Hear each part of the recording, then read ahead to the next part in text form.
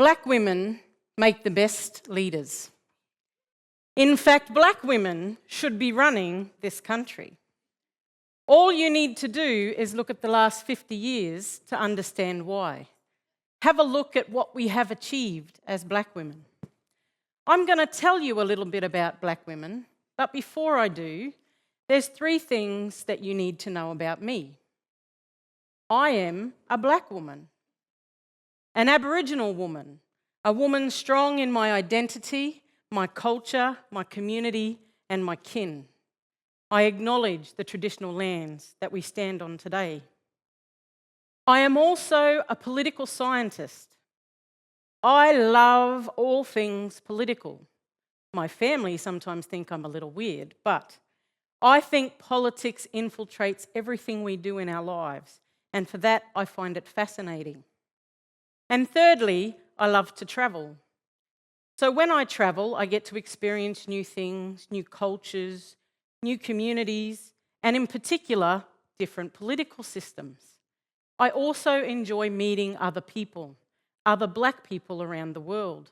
So thankfully, I get to combine those things when I do travel. So it's probably no surprise to you then when I tell you I've recently returned from the United States of America, where I travelled through the South and followed the Civil Rights Trail. The Civil Rights Trail, of course, are those places that we are familiar with: Louisiana, Alabama, Mississippi, and Tennessee. These are the places of great historical moments.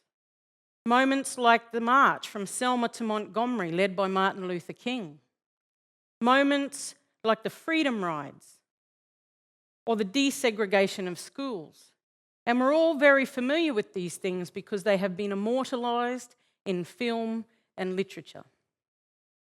And so as I travelled through these wonderful institutions and museums, this was a common message that I saw. Attributed to Laurel Thatcher Ulrich, who was a historian and a woman who wrote extensively about women. But mostly, this was a tribute to the silent work of ordinary people. And this statement resonated with me so strongly because I was moved by the way in which they had captured the role of women in making great change. And of course, many of these names were familiar to me, as I'm sure they are familiar to you. These are the women and the trailblazers who helped change history. Women like the wonderful Coretta Scott King, who we know was partner to Martin Luther King, but in her own right, stood for an America that was free of bigotry and racism. Coretta Scott King was instrumental in getting the Civil Rights Act passed in 1964. She stood strongly as a woman with a voice. Secondly, Rosa Parks, often referred to as the First Lady of the Civil Rights Movement or the mother of the Freedom Movement. Of course, Rosa Parks refused to give up her seat on the bus to a white passenger. This spurred on the Montgomery bus boycott and eventually led to the issues of desegregation. This one act changed the course of history. And then finally, we have Angela Davis, an activist, a scholar, and a writer. Angela Davis was radical. She joined the Communist Party, was imprisoned, later exonerated, but used the opportunities to write many times about prison reform, about gender equality, and about building alliances across colour lines. So it got me thinking about the civil rights movement and, of course, its place in history. But the civil rights movement was also equally important here in Australia. And in fact, we had some of our own misbehaved women. Unfortunately, their names might not be as familiar to you. They are women like Lowitja O'Donoghue. Lowitja O'Donoghue was born in 1932, was taken from her mother at the age of 2, a mother that she would not see again for 33 years. In that time, she became a part of the system, and she used every opportunity she could to challenge the kind of segregation and assimilation policies that were existing here in Australia. She fought hard to be accepted into the training hospital and became one of the first Aboriginal nurses in South Australia. She would later go on to receive an Order of Australia medal and become a strong advocate for the stolen generation.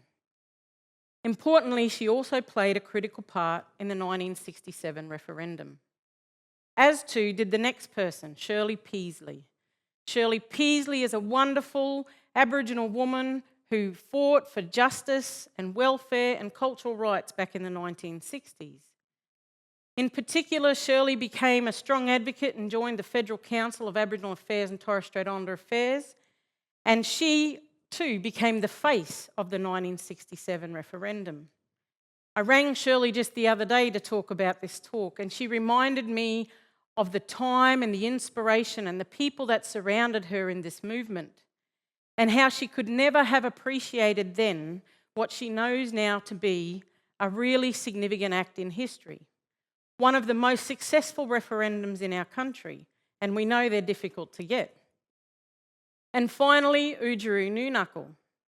Oodgeroo Noonuccal, like Davis, was a fantastic literary. She used her pen to write about the struggles of Aboriginal and Torres Strait Islander people. And in 1974, she was given the Order of the British Empire, which she later returned in 1988 as a protest against the bicentenary celebrations. All of these women have shown great leadership and have been committed to a cause for generations. So when I think about these women, there are three things that stand out for me. They show three particular traits that I think are extremely important in leadership. Passion. We are a passionate people.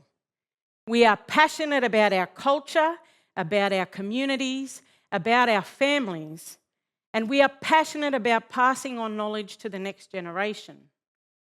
But importantly, we are also passionate about the fact that we cannot know where we are going if we do not know where we have been.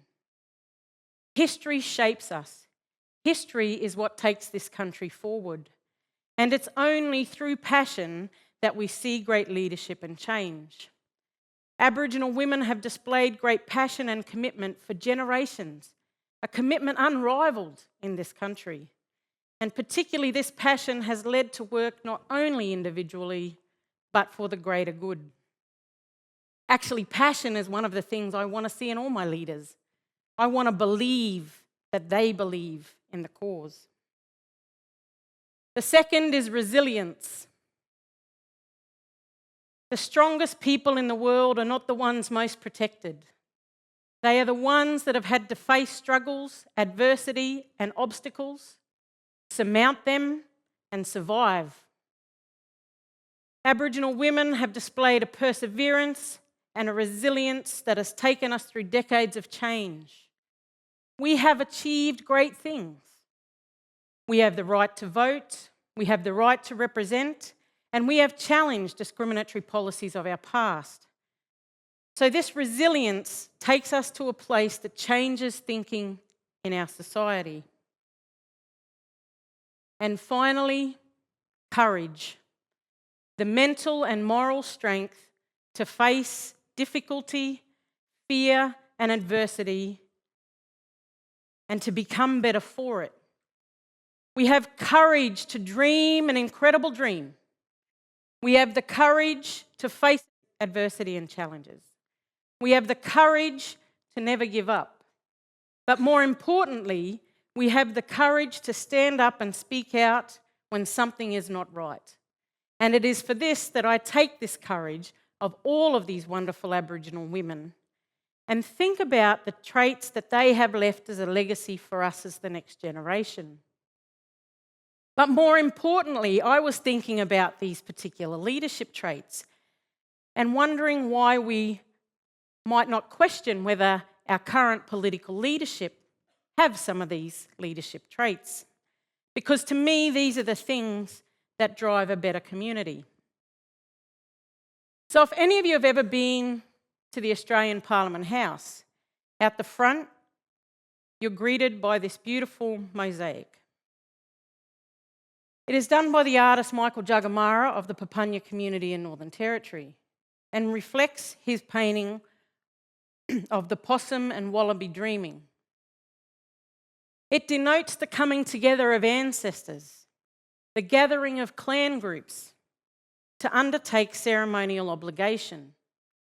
It's not a mistake that this sits at the forecourt of our parliament, because importantly it recognises Aboriginal people's connection to culture and land. But to me it symbolises something else. It's a calling, if you will, a calling from the ancestors that says, we too have a place in this great house. We too contribute to this nation. So with a little bit of courage, I decided to imagine a parliament that is actually reflective of the constituents it represents. And in that parliament, of course, there are many Aboriginal women. So come with me, if you will, to the new parliament and think about the kind of portfolios our Aboriginal women would hold. This is your new cabinet. And the Minister for the Environment, of course, is someone who understands the sacredness of our beautiful lands. Our creation stories are built in the land and the sea and the stars. They tell us about our history. They tell us about the way we need to preserve and look after our land. Importantly, we think about the age-old traditions of listening to the land, replenishing the land, and keeping it for new generations. The Minister for the Environment might introduce the age-old traditions of taking only what you need to make sure that there is enough there for everybody. Imagine a Minister for the Environment who negotiates deals based on these morals. It might actually change the world we live in. So secondly, the Minister for Tourism and the Arts. So who better to tell our stories than those who understand them innately? Our stories that have preserved art and culture for thousands of years. Our stories that tell of this great land and about our evolution. But importantly, the Minister of Tourism and the Arts gets to bring together the old and the new. Because after all, isn't this what you want to know when you travel to different countries? To understand the essence of place and of being. And finally, I thought about the Attorney General, who of course is the legal officer to the Crown. Now we might have to do something about that once we're in this new parliament. But I figured we knew a thing or two about justice, how to seek it, how to achieve it, but more importantly, how to uphold fundamental human rights. After all, that's what our movement was all about. So I went, why stop there, Michelle? Because quite frankly, as I said, Aboriginal women should be running this country. So if that's the case, I figured the Prime Minister for Women and the Prime Minister of Indigenous Affairs made perfect sense to me. It's a 2-for-1 deal almost. But the most important thing is that the Prime Minister for Women and the Prime Minister for Indigenous Affairs comes from a lived experience. We as women have had to challenge that intersectionality of race and gender for generations. We know about the struggles. We know about the women's suffrage movement. We have fought for gender equality and for fundamental rights, and we have achieved them. And importantly, we have achieved them with other women. But also, the Prime Minister for Indigenous Affairs, when you think about it, Indigenous knowledges, ways of knowing, ways of being are a treasure trove of information, of struggles, of stories, and of change, inspirational change that has led and shaped this country. So for me, it makes perfect sense that these are the kind of things we want to see from a Prime Minister leading a country through change.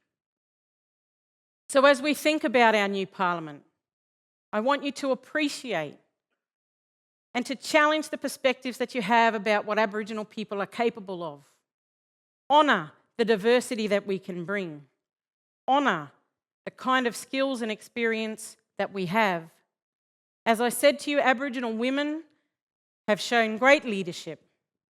We've been passionate, we have showed resilience, and we are courageous. We are courageous to dream a different dream. And so I say to you, Australia can actually learn a thing or two from black women. In fact, Aboriginal women have been leading change for over 40,000 years.